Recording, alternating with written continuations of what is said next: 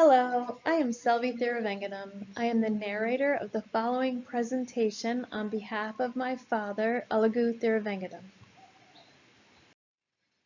This presentation summarizes my research over 20 years, starting from 1998 when my son was diagnosed with bipolar disorder. It covers diagnosis, treatment, scientific aspects, and new drugs for bipolar disorder and ADHD. I just retired at that time after teaching and practicing mechanical engineering. When I got started, I considered living cells as an electromechanical biological system, as shown in this figure taken from the cover of Science magazine. The cell components are contained in a semi-permeable membrane.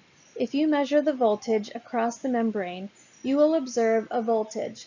This is called the membrane potential, or MP. This potential arises from the ionic gradients across the membrane. For example, sodium concentration is about 18 millimole inside the cell and about 150 millimole outside the cell. Similarly, potassium concentration is about 135 millimole inside and only about 3 millimole outside the cell. Calcium and chlorine have similar gradients, but their contribution to MP is small because of their low permeabilities. Potassium has 2 orders magnitude higher permeability than that of sodium. The primary contribution to MP comes from the potassium gradient because of its higher permeability. Lithium permeability is close to that of potassium.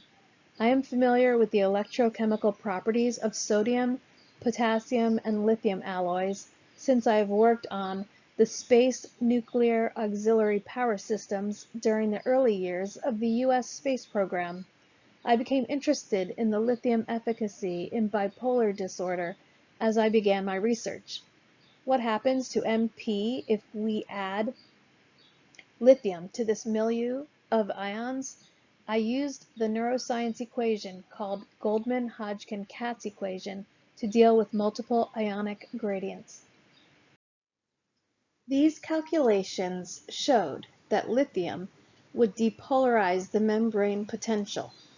When I sent it out for publication, one of the reviewers referred me to the clinical observations of L. Malik and others, which supported my results.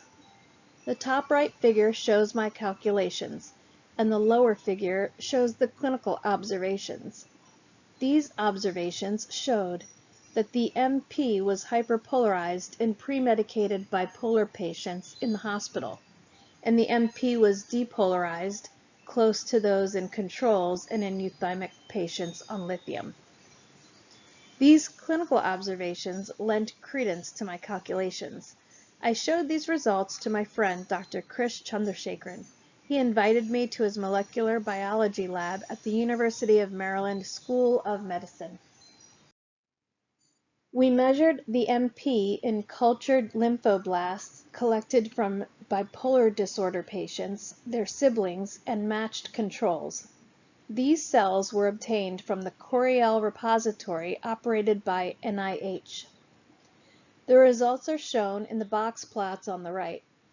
The bottom border of the box shows the 5th percentile, whereas the top border shows the 95th percentile.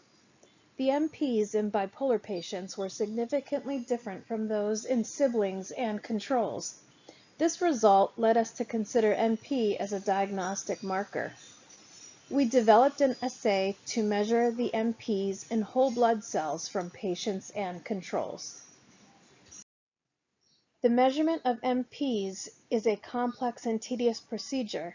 We developed a ratiometric assay using 2 buffers to simplify this procedure and make it readily usable by lab personnel. The assay consists of 2 potassium-free buffers.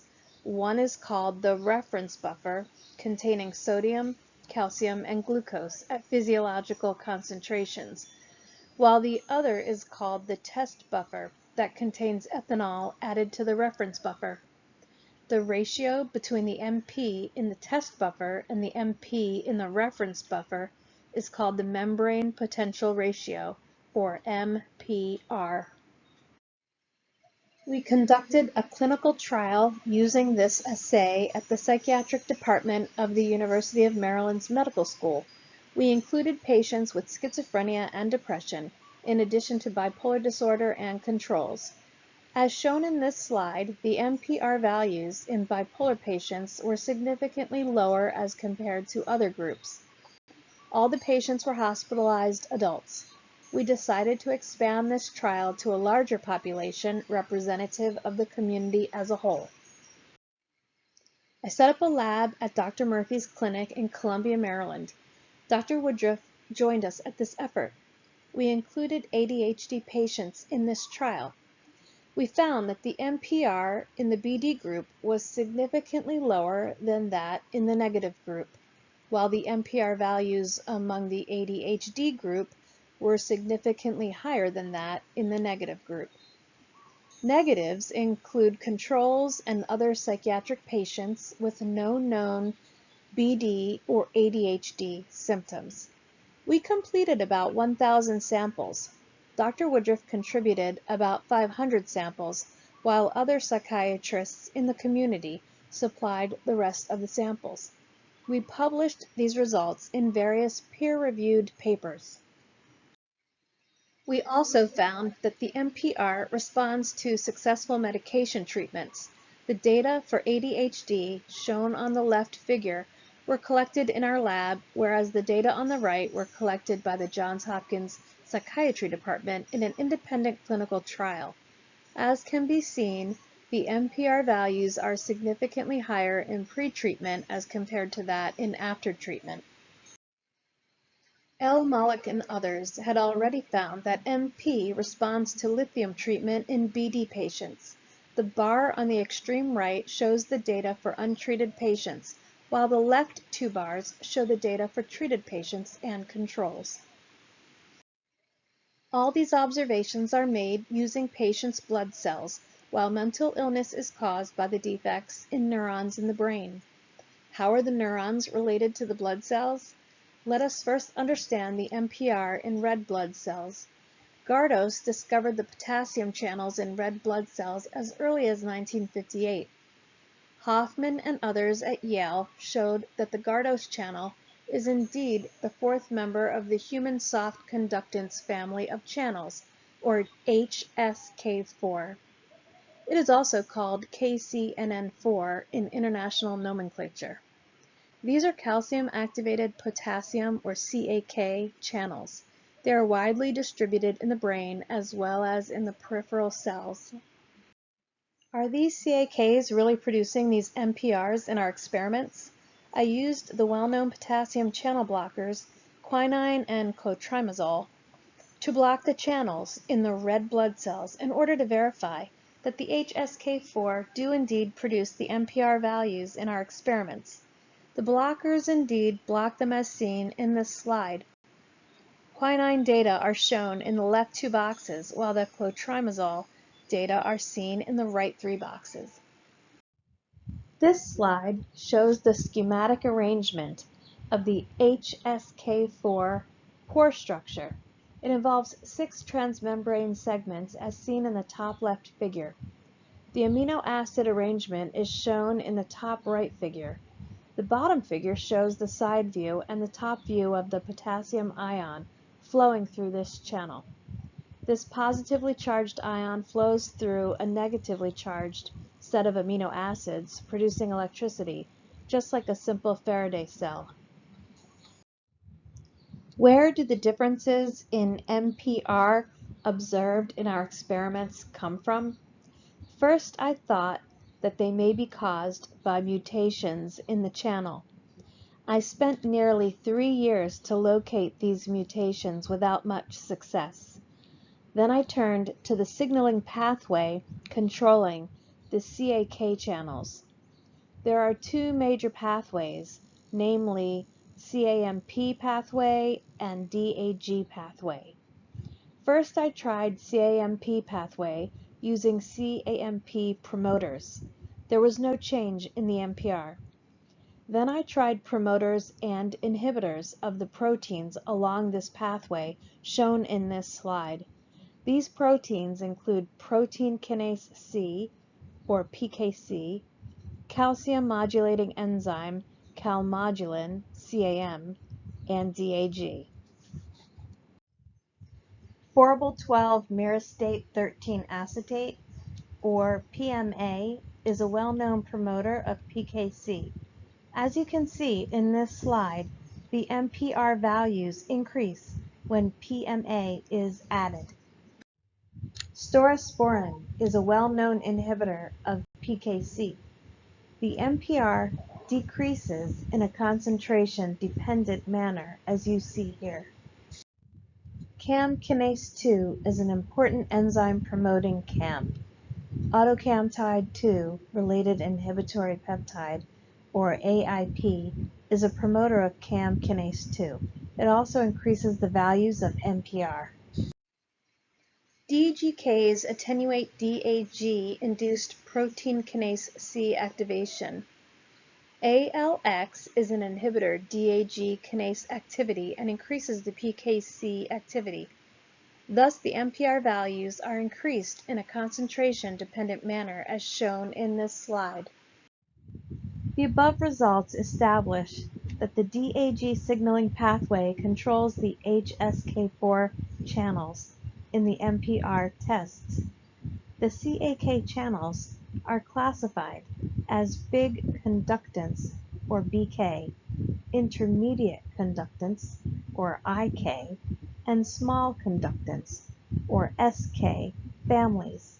The SK family includes SK1, SK2, SK3, and SK4.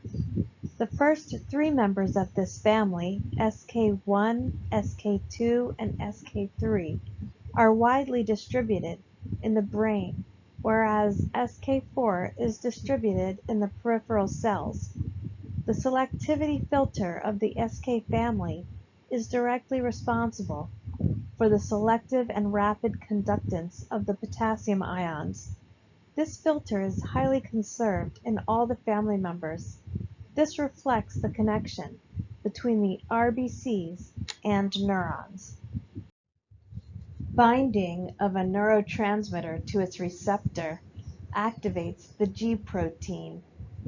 Then the alpha subunit of the G protein activates the phospholipase C, or PLC, which cleaves the phosphatidyl inositol 4, 5-biphosphate, or PIP2. The head is inositol triphosphate, or IP3, and the tail is the DAG. IP3 supplies the calcium to PKC, and the DAG activates the PKC. Thus, the neurotransmitter activates the DAG signaling pathway. The next slide shows the animation of this signaling process.